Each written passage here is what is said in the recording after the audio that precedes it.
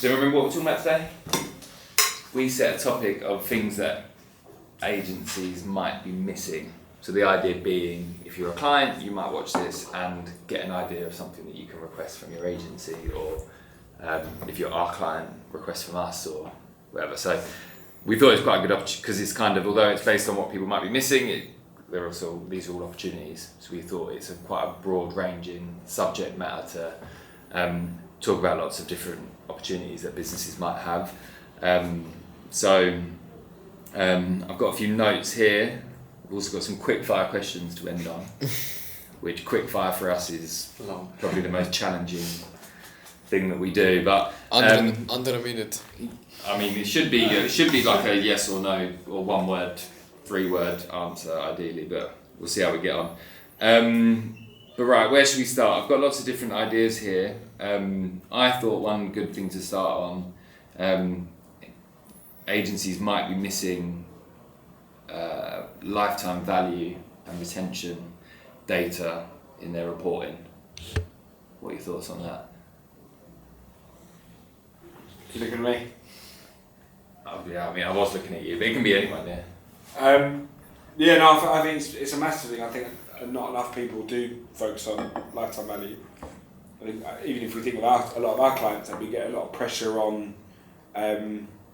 like cost per acquisition targets, CPA targets, and the default kind of mindset is, well, let's just assume that people only buy once. So it's like we need to sort of shift that mindset. That's a good point actually, because the topic matter was like things that agencies miss, but actually in fairness, sometimes it's the client side missing it as well, isn't it? It's like they want you to focus on just the first acquisition. Yeah. Let's have the CPA as low as possible. It needs to be 20 quid because our average order value is 15 quid, whatever, which is fine. But actually, I think the danger of that is it really restricts that net. Like we're trying to get a really low CPA, whereas actually, if we looked at it and go realistically, someone's going to buy 3-4 times across the year for a 3-year period before they lapse.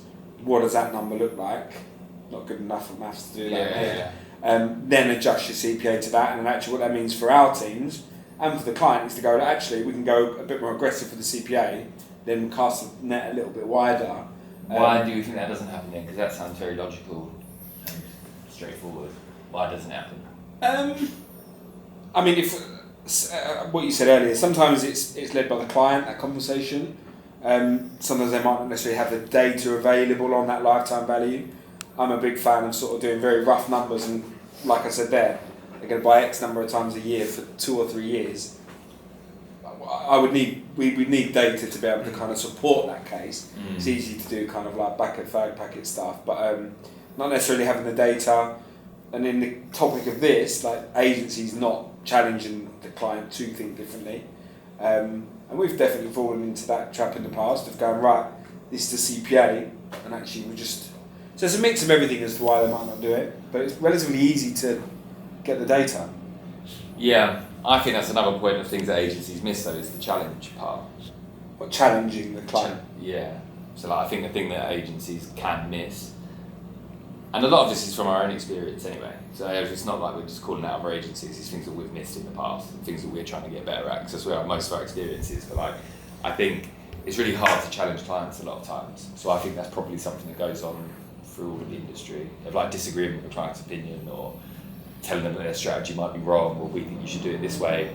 I think a lot of agencies will just be saying yes. It's trying to keep things relatively simple so it's easier to understand from point A to point B. How much does a customer cost? But for an agency to then go, okay, well, how much does a new customer cost? A new customer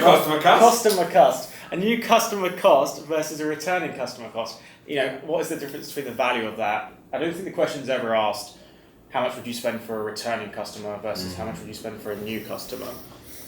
Because then it just answers, it's like a bag of worms or a can of worms. Yeah, that's Everything a really good question. That's a really good question to ask though, isn't it? Yeah, and it goes back to your point around challenging, and I think you're right. Sometimes agencies don't challenge enough, and we've fallen in that trap in the past. But then also, to give agencies their due, sometimes clients don't allow or give agencies the sort of freedom to challenge and shut down your agency, and then there is that out there where it's kind of like, well, we're paying you, you do as we say.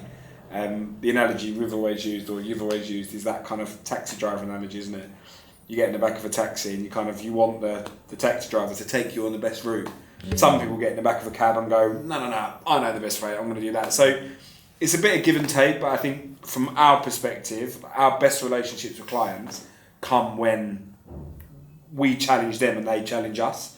And there's that really open sort of relationship of going, look, no one knows best here, but actually we're just going to kind of battle it out. It's a bit extreme, but have a conversation around what's going to be the best outcome. So I do think a lot of people miss that of challenging.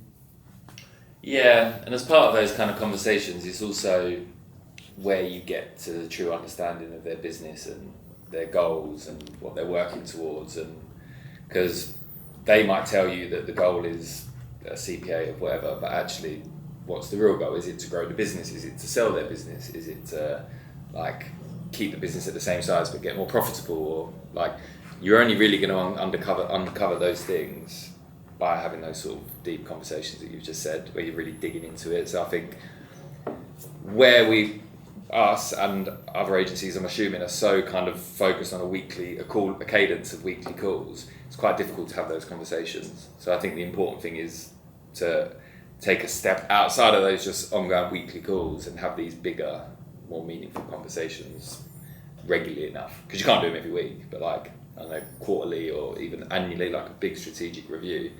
I think that's probably something that a lot of agencies miss, even us sometimes. Yeah, no, I mean, on that last point, I think it's probably a bit of a process that we've really evolved, isn't it, over the last probably couple of years, is that kind of quarterly review process. Yeah. And I think that goes on to your point around kind of the very short-term cadence. Traditionally, QBRs were very much just loads of data, pretty much similar to the weekly and the monthly, but you're looking at it over a 3-month period.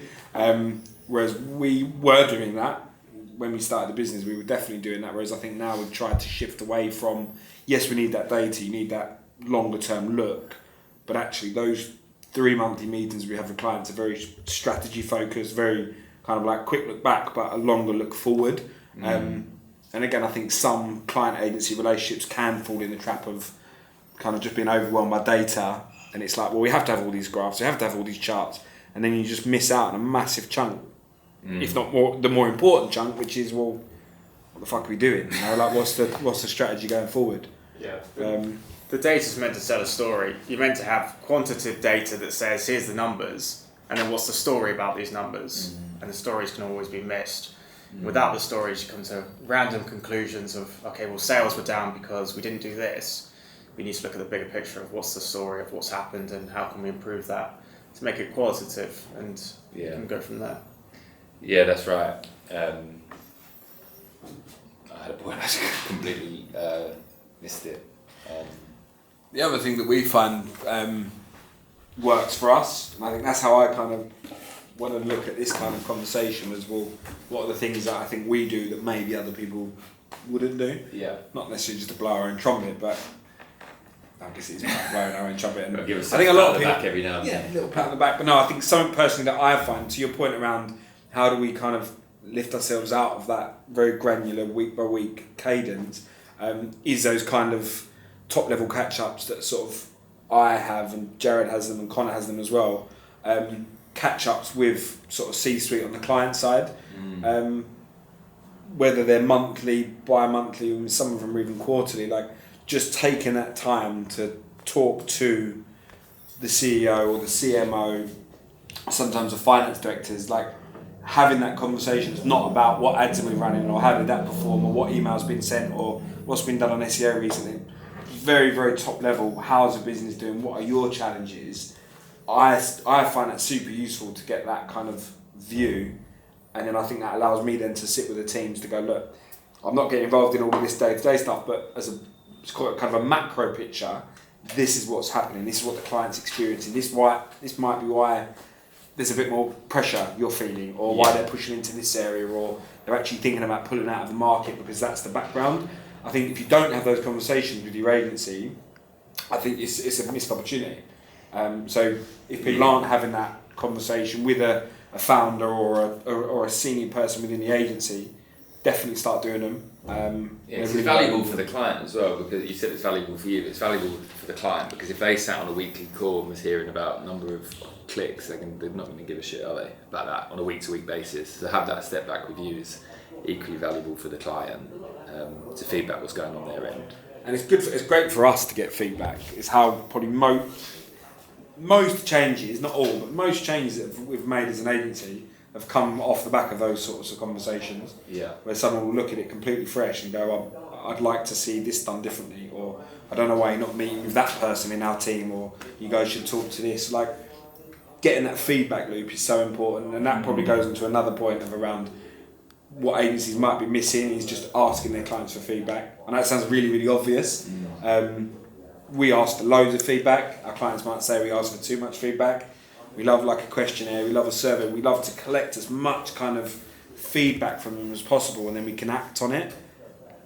If your agency's not asking you for feedback, then I think there's a big missed opportunity. Yeah, correct. Okay, well, why don't we change it up slightly? Something that we missed for a while was, and it frustrated us for a long time, was working with creative that wasn't built for the channels that we were working with. And I think since we kind of have made that change, and we've talked about it a lot, kind of moving into creative production, we've seen massive benefits of that, and we missed it for ages. And you probably felt the brunt of it, kind of running social ads with ads that were, let's put it politely, just not suitable for social ads. Yeah, I mean, we were in a situation where targeting has become so restricted that content is the new targeting, and if you want to carry across a message to a certain audience, we definitely need the right videos, audio and messaging in there to appeal to that audience.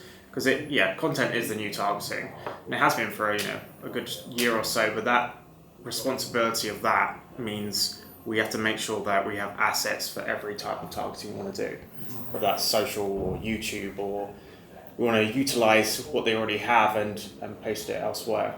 Yeah. I think on that is the communication between the teams. I think like what we're doing quite well is making sure, as you've mentioned, it's such an important part of what we do now. Connecting all the teams together is something probably maybe other agencies aren't doing, because we do it under one house. Making sure the production team are sitting close with the CRM team or the online ads team. I would say that's like an important thing to be questioning, like how tight of a connection everyone is. Yeah. If you're just sending a folder of assets that you've had created for your website to your social agency, like, you're limiting performance. Because we had that for a long time as well, so we're not saying anything unfairly. Like, we were dealing with ads and it was always holding us back, and then taking it into our own hands and creating the ads, like work that Reece did in the studio team, has pushed performance forward so much. Yeah, some agencies would silo teams into, this is the creative team and this is the social team, this is the search team, and then you end up getting kind of like a conflict of what you said, where it's just like, I've sent you a folder, have you received it, I need this for what? But when you have people sat together and mingling and chatting, everyone kind of gets the whole picture and then supports each other in that way. Yeah, it's also like aligning the incentives as well, because a purely creative team is incentivized to create things that look beautiful. And obviously it being beautiful is important, but and the social team is purely incentivized in terms of like clicks and sales. Yeah. So you have one team trying to create something beautiful, one team that's just like really heavy sales messages, and obviously having them sit together and like aligning what they're trying to achieve together has a slightly nicer output, we think. Yeah, aligning is so important. Feedback loop as well. I think we do that quite well here. Constantly feeding each team back to improve the outputs. Yeah, I guess if we're talking about, you can't do digital marketing content at the moment without touching on AI. So we're talking about what agencies are missing. So there's two ways you could look at it. Are agencies missing like the potential of AI at the moment, or are agencies like becoming too reliant on AI? There's probably some agencies sit on that spectrum, isn't it?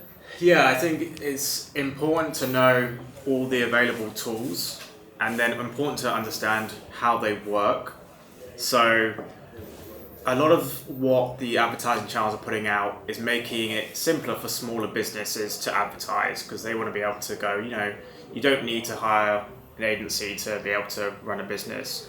But the problem with that is, if you make it so simple, you limit the understanding of what the tool is actually doing. So, we'll have lots of small businesses coming in who are advertising incorrectly and not realizing, because of AI, they're advertising on various different networks, and the AI changes the creative enhancement, so your images are being made to fit Instagram stories and it just looks all wrong.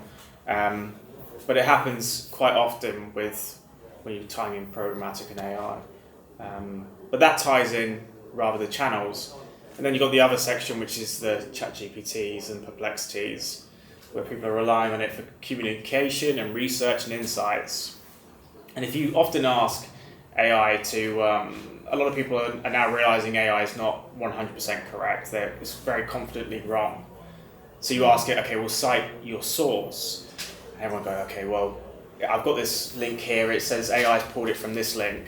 And then you ask the AI to go quote it in the article, and it goes, oh, well, it doesn't actually specifically say this, but we can insinuate this. So I think the heavy reliance is a lack of understanding of what the tools are doing, and they're trying to make AI more accessible, but the accessibility is creating issues with understanding.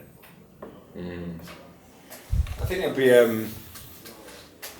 there'll be a challenge for agencies in the next probably year or two, probably even sooner, around the balance between AI. Like, we've already had it from sort of prospective clients who we're talking to that are kind of challenge fees naturally, and so with AI you've got to be able to do it cheaper now, which I think you could. Cheap, that doesn't always mean it's better, right? So I think there's going to be that balance of going, well, okay, yes, there's efficiencies we can have as an agency using AI and different machines that can be supporting us, but also people need to understand that there still needs to be that human element to it, right? So still that skill that goes into it, and sadly there'll be agencies out there that are suddenly doing it at rock bottom prices, saying, with this new agency we do everything through AI.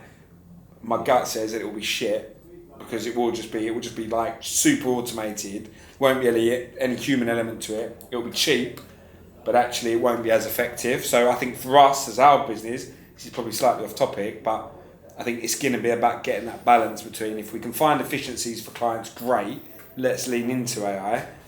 But at the same time, it can't just be the only thing we do, because maybe in 10 years it'll be different. Maybe in 10 years it will be perfect, and it'll be like, great. But if we said to a client, "I will cut your fees," and because we're using AI, how long would it last them communicating via a chatbot on our website? Like, you can't speak to any humans, you have to go for a chatbot. It would be like fucking pulling your hair out, wouldn't it? It's fucking annoying. And when you see people that are like, "Oh, AI is going to revolutionise your agencies," I think there's different games people are playing. Like, some people just want to have like 1,000 clients paying them £100 a month, or do you know what? And just like doing like different kind. That's not what we're trying to do. Is it? No. We're trying to work with actual large businesses who have like ambitious goals and help them revolutionise their own business in the marketing. It's like those sort of things aren't going to be done through AI. No. AI is like a nice helper, but it's not going to be the driving force. No, and I think the helper parts, I think, is really, really good. There's probably a whole other conversation around this, but great one is like ad copy testing, right? We want to test as many different ad copies.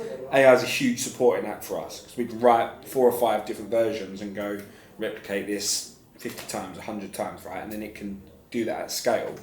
There's a lot that it will support our teams in doing more with, but it won't be taken over. Well, going back to the point about weekly insights, I send like a monthly finance update for the business to our brothers, and yesterday it took me about 3 hours to put together like this analysis and email and press send. And then I thought, out of interest, why don't I upload this PDF into ChatGPT and see what it says? It took a minute, it spat out this big analysis of what the document said, and it was pretty good. But the main difference between those things is that can tell me, basically, it can communicate what's on a spreadsheet, so it can tell me exactly what's in front of me, versus it didn't have any context or any meaning or any kind of insight. So actually we can probably reproduce a lot of our team's work on the weekly reports, which is, we had this many sales last week, that's X% more than the previous month. We can probably outsource all of that to AI now, but we can't outsource and this is what it means for your business, this is why it's important for that goal you're trying to achieve, or like, this is what it's going to mean for the future, this is how it's going to change our strategy. So it's like, we need to use it to our advantage. But if we only used AI, the level of client service our clients would receive would decrease. It's like the phrase, if you cut too many corners, you'll be off the racetrack. I think you can't cut too many corners. I like it. It's true, yeah. We love a saying. Do love a saying. Right, don't know if we've stayed on topic or not, but we've had some pretty useful conversations, so we'll go with it. Did anyone have any other points they wanted to bring up? If not, I can go through the quick fire questions, which I actually haven't looked at yet, so I don't know what they are. Oh, let's do the quick fire questions. Okay. So I'll say the question and just jump in if you have the answer, because some people might take longer. We'll have multiple people to answer, or is it only one? Yeah, we'll go around the room. If you have an answer, say it. If you don't, just say I looked through these. I sent Marcus a whole essay of every single answer to the question. I went too to ChatGPT and said summarise Jared's points. Yeah. What's one common mistake businesses make that restricts their growth? We talked about this actually. I think I've it's got a good one. That already sounds too long. not understanding customer lifetime value. Yeah, go on. Good one. Oh, putting all their eggs in one basket. Nice. Mine's similar to Luke. I was going to say sort of like focusing too much on the short term. Similar to Luke. You look at Blockbuster, you look at Netflix. Netflix focused on lifetime value. Blockbuster focused on revenue. We know how that story ended. What's one thing every business must do to keep customers long term? Build community. Know them. Oh, good one. Interesting. Champion. It's kind of like champion individuals, but celebrate the kind of the individuals that make up the brand or company. Yeah, I'm gonna. To be fair, they're all good points. I'm gonna have to agree with Luke as well, though. Like, I think just understanding your customer, and building products that they want is the way to do it. It's actually nothing to do with marketing. It's just building great products. Yeah, good old marketing. Biggest growth opportunity for businesses to scale right now. International for me. It's never been easier to go into new markets. Shopify, payment platforms. You can test small budgets, scale it. We're seeing a lot of success with our clients in different markets. Good one. I think you've got a full house. Trying to think of a different one. Direct to consumer. Yeah. So brands that aren't currently. That's quite niche, I suppose. But yeah, putting on one. Yeah, I've not got anything further to add. There's nothing new groundbreaking at the moment, is there, in terms of channels?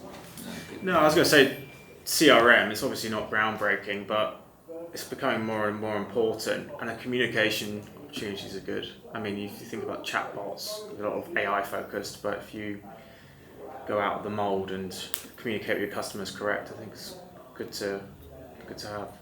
It was an interesting one. I was thinking